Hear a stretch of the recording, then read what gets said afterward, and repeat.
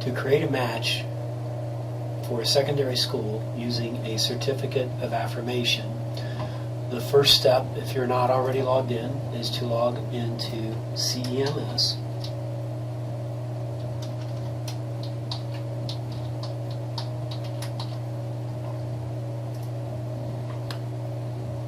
And you'll get a screen that looks something like this, but you're going to this time click on the Matches screen.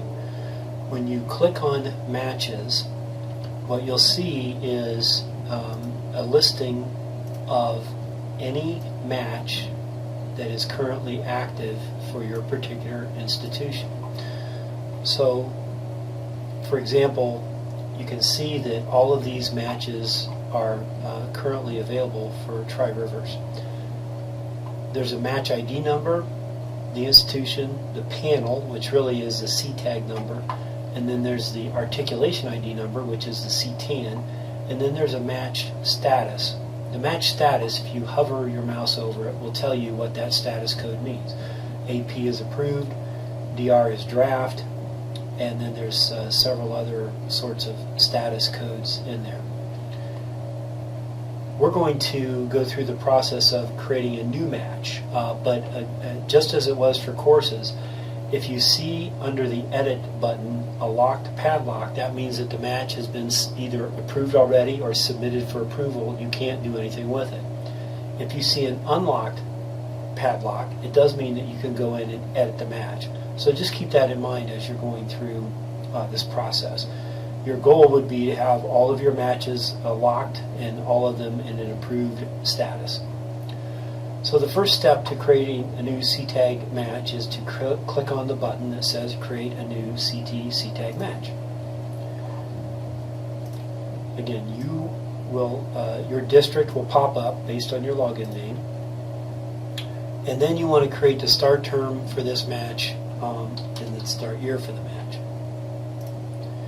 And most of the time you're going to click on a match by a specific CTAN, and then you simply choose the CTAN for which you want to create a match. In this particular case, I'm just going to pick on the very first one here, but you would know which one that was before you picked on it. It should correspond to the EMIS code for the course that you're going to select. So I'm going to click that, click Next,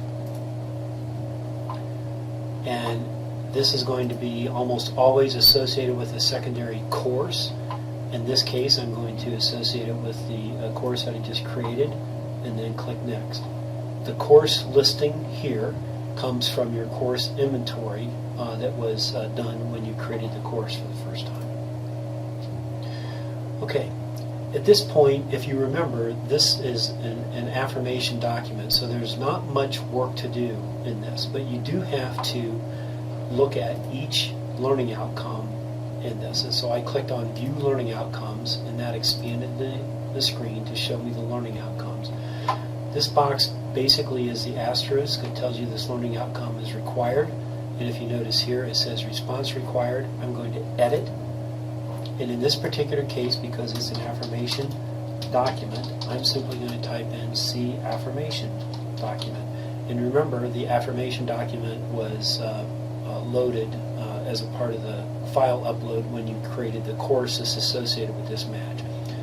Again, it's important to remember this matching is a two-step process. Step one is create the course. Step two is create the match.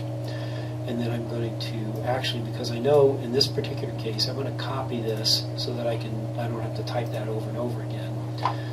So now if you'll notice, this has a check mark on it, which means that you have entered a learning outcome for that particular, that you've entered a response for that particular learning outcome. And I'm just going to go down through that for every one of these. Save. Again, notice I have a check mark. No check mark here. Response required. Edit.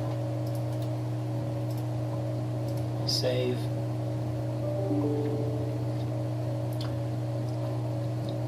Edit. Paste. Save. I do that for every learning outcome that's there. Now in this case, I don't have to put something in because this is not required, but it's generally a good idea to do that anyway, just to be on the safe side. Save.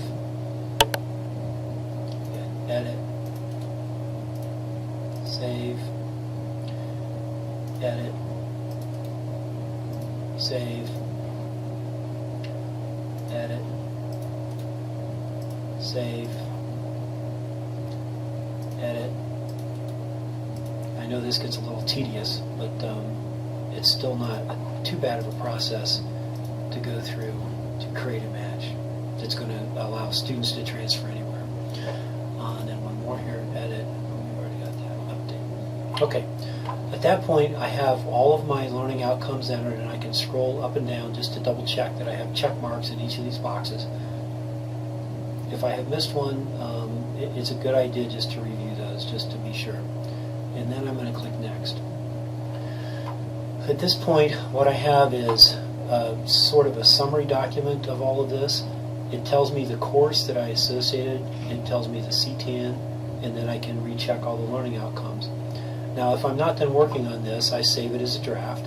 If I am done, I click Save and Submit to Institution Coordinator. Once I click this button, I click Submit, and then that goes to the Institution Coordinator, who then reviews it and then sends it on to ODHE.